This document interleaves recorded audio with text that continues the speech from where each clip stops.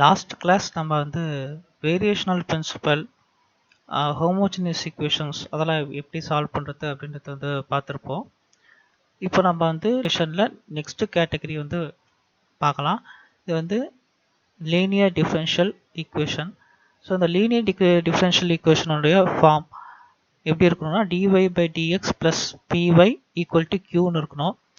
p and q அது வந்து function of எக்ஸாக தான் வந்து இருக்கணும், நாட் y, அல்லது கான்ஸ்டண்ட்டாக வந்து இருக்கலாம். ஸோ இதில் இன்டெக்ரல் ஃபேக்டர்னு ஒன்று வந்து சொல்லுவோம். அது வந்து e power integral of p into dx, இதை தான் வந்து நம்ம இன்டெக்ரல் ஃபேக்டர் அப்படின்போம். இதோட சொல்யூஷன் வந்து என்ன ஃபார்மேட்டில் இருக்கும் அப்படின்னு பார்த்தீங்கன்னா y into integral factor equal to integral of q into integral factor dx plus c.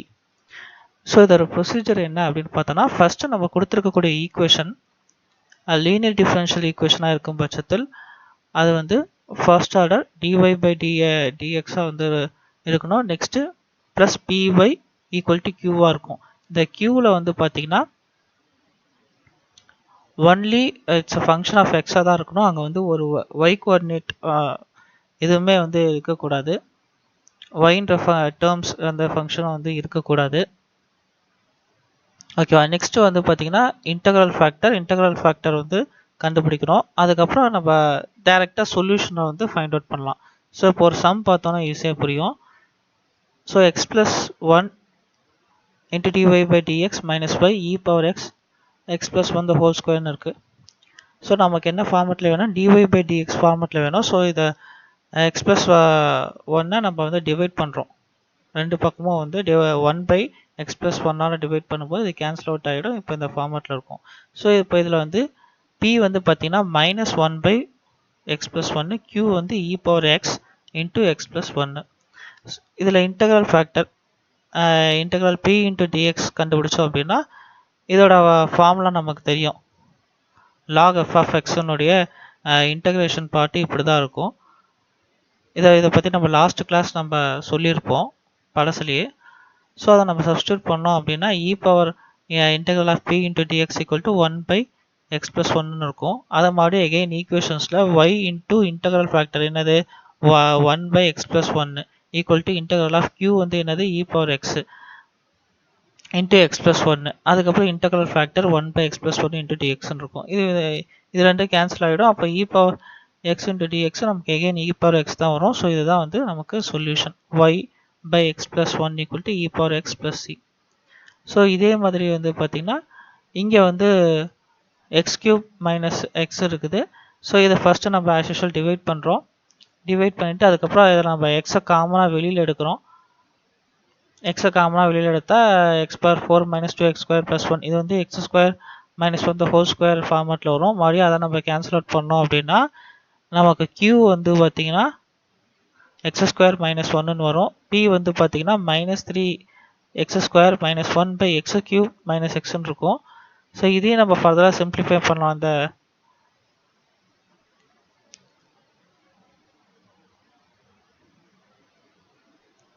Okay integral factor equal to e power integral p into dx.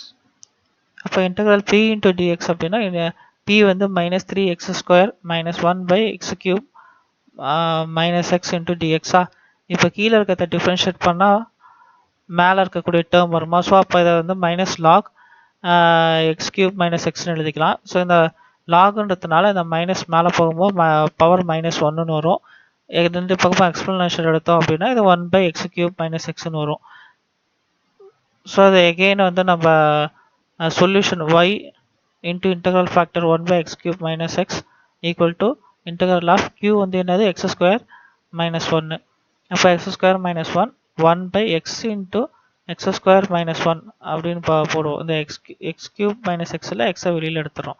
வெளியில் எடுத்தோன்னா இது ரெண்டு கேன்சல் ஆகிடும். நமக்கு 1 பை எக்ஸ் லாக் எக்ஸ் ஆகிடும்.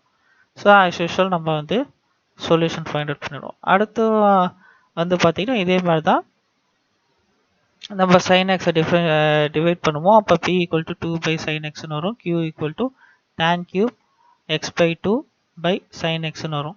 So same ஃபார்மேட்டில் நீங்கள் வந்து அப்ளை பண்ணலாம். பட் இங்கே நம்ம என்ன பண்ணணும் அப்படின்னா இந்த மாதிரி சம் இன்டகிரேஷன் அதனுடைய வேல்யூஸ் இதெல்லாம் வந்து நம்ம ஞாபகம் வச்சுக்கணும். Integral of cosine x into dx வந்து ln modulus of cosine x minus cot x plus சின்னு எழுதலாம், அல்லது minus ln modulus of cosine x plus cot x plus சின்னு எழுதலாம், அல்லது 1/2 லான் கொசிகன் எக்ஸ் மைனஸ் 1 கொசிகன் எக்ஸ் ப்ளஸ் 1 ப்ளஸ் சின்னு எழுதலாம். நமக்கு வந்து என்ன ஃபார்மேட்டில் ஆன்சர் இருக்கோ வேல்யூ இருக்கோ அந்த மாதிரி நம்ம என்ன பண்ணோம், மாடிஃபை பண்ணிடணும். அதே மாதிரி லான் tan x/2 ப்ளஸ் சின்னு எழுதலாம். நமக்கு இப்போ கொடுத்துருக்க ஆப்ஷனில் tan இருக்குது, அல்லது நமக்கு tan இருந்துச்சுன்னா நம்மளால் வந்து ஈஸியாக சிம்பிளிஃபை பண்ண முடியும் அப்படின்னா அதை யூஸ் பண்ணிக்கலாம். இப்போ நமக்கு q வேல்யூ வந்து என்னது, tan x²/2 sorry tan x³/2 so அதனால் நம்ம வந்து டேனோட ஃபார்மெட்டில் வந்து எழுதணும் அப்படின்னா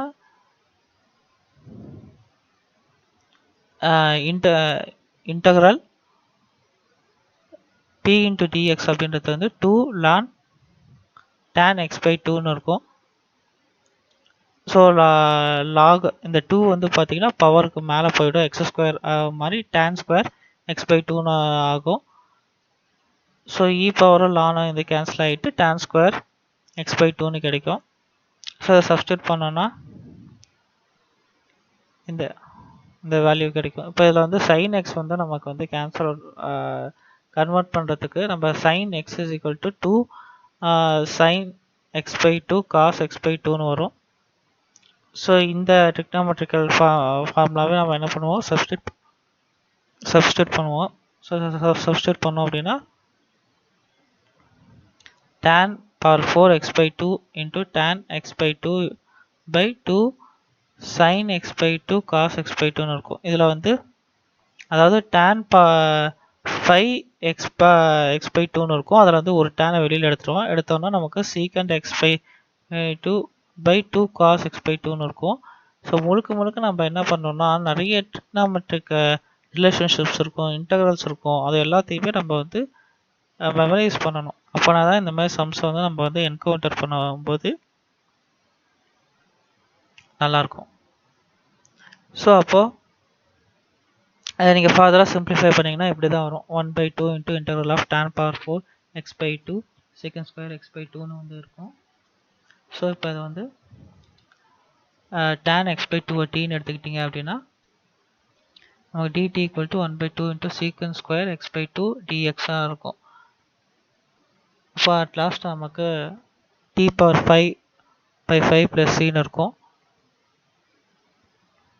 ஸோ இதுதான் நம்மளுடைய answer. y = tan² x/2 = tan power 5 x/2/5 plus c. So next reducible linear form அப்படின்னா இதை வந்து நம்ம பெர்னாலிஸ் ஈக்குவேஷன் அப்படின்னு வந்து சொல்லுவோம். பெர்னாலிஸ் ஈக்குவேஷன் வந்து இதனுடைய ஃபார்மேட் எப்படி அப்படின்னா அதே dy/dx + py = q/n. அங்கே நம்ம என்ன சொல்லியிருப்போம், க்யூக்கு வந்து வேறு எந்த ஒரு கான்ஸ்டண்ட்டோ ஒய் ஃபங்க்ஷனோ வந்து எதுவுமே இருக்கக்கூடாது. பியூர்லி p அண்ட் q வந்து எக்ஸ் ஃபங்க்ஷனாக தான் இருக்கணும். ஓகேவா, ஃபங்க்ஷன் வித் ரெஸ்பெக்ட் டு எக்ஸாக தான் வந்து இருக்கணும். பர்டிகுலர்லி க்யூக்கு பக்கத்தில் வேறு எந்த ஒய் வேல்யூ இருக்கக்கூடாதுன்னு பார்த்துருப்போம். இன்கேஸ் அப்படி இருந்துச்சு அப்படின்னா அந்த ஒய்யை நம்மளால் ரெடியூஸ் பண்ண முடிஞ்சிச்சு அப்படின்னா அதுதான் வந்து reducible to the linear form அப்படின்னு வந்து அர்த்தம். ஸோ இப்போ y/n அதெல்லாம் எல்லாத்தையுமே டிவைட் பண்ணிங்க அப்படின்னா நமக்கு 1/y/n dy/dx + y/y/n p = qன்னு வரும். ஸோ அட் லாஸ்ட் இதை நீங்கள் சிம்பிளிஃபை பண்ணும்போது z = 1/y/n - 1 வந்து எடுத்துக்கிட்டிங்க அப்படின்னா dz/dx + p 1 - n of z = q(1 - n). இதுதான் வந்து இந்த ரெடியூசபிள் லீனியர் டிஃபரன்ஷியல் ஈக்குவேஷனுடைய ஜென்ரல் ஃபார்ம்.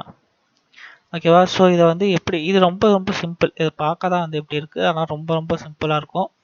பார்த்தீங்கன்னா x² dy + y into x + y into dx = 0வா. ஸோ இதை வந்து நீங்கள் டிஃப்ரென்ஷியேட் பண்ணீங்க அப்படின்னா dy/dx + y/x = -y² x².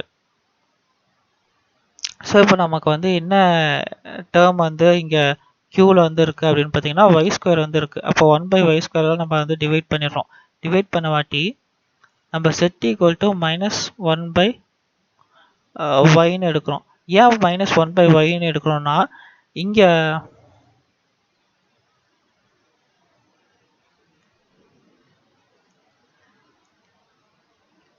இந்த இடத்த நீங்கள் எப்பயுமே பார்த்துக்கோங்க. இந்த இந்த டேர்மை இன்டகிரேட் பண்ணுங்க. Integral of 1/y². இன்டகிரேட் பண்ணிங்கன்னா என்ன கிடைக்கும் நமக்கு? integral of y power -2 equal to y power -2 plus 1 by -1 கிடைக்கும். அப்போ -1/y கிடைக்கும். சரியா? இதை இன்டகிரேட் பண்ணிக்கோங்க. இன்டகிரேட் பண்ணீங்கன்னா என்ன வேல்யூ வருமோ அதை தான் அந்த செட்டு.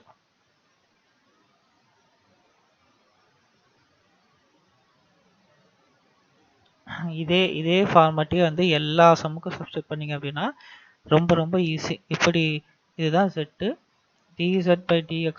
அதுக்கப்புறம் நீங்கள் ஈஸியாக ஃபைண்ட் அவுட் பண்ணிடுவீங்க.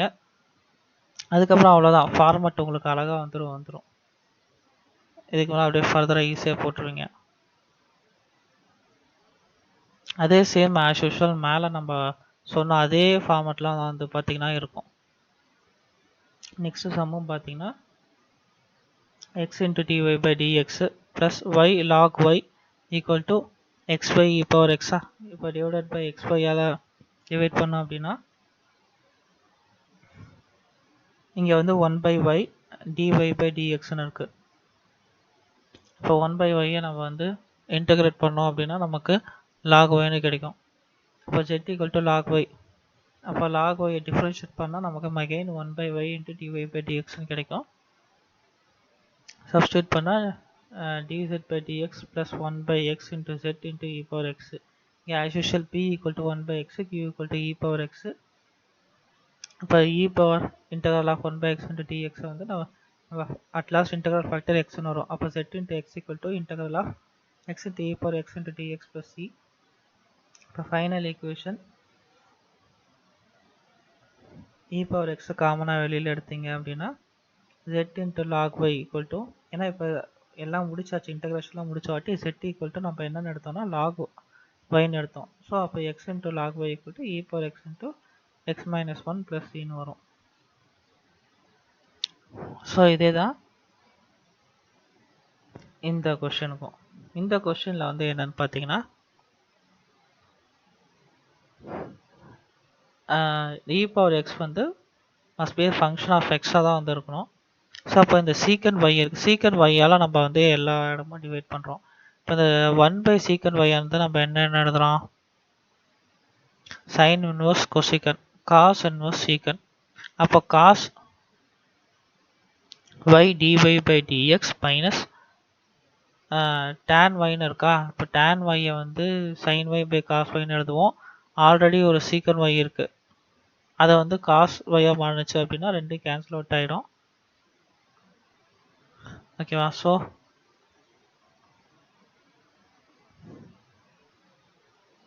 சீக்கன் y நம்ம cos yன்னு எழுதுவோம். அடுத்து tan y வந்து பார்த்தீங்கன்னா sin y/1 plus x அப்படின்னு வந்து எழுதலாம். ஸோ அப்போ sin y equal to z, dz/dx equal to cos y dy/dx. இப்போ dz/dx minus z/1 plus x equal to 1 plus x e power xன்னு வந்து வரும்.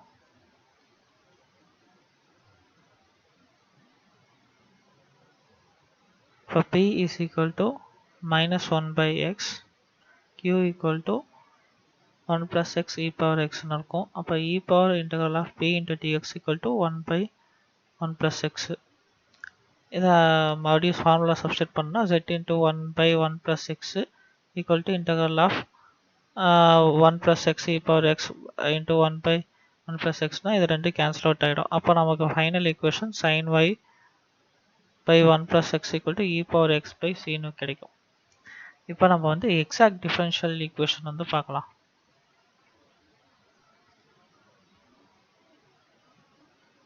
நெக்ஸ்ட் கிளாஸில் எக்ஸாக்ட் டிஃபரன்ஷியல் ஈக்குவேஷன் வந்து பார்க்கலாம்.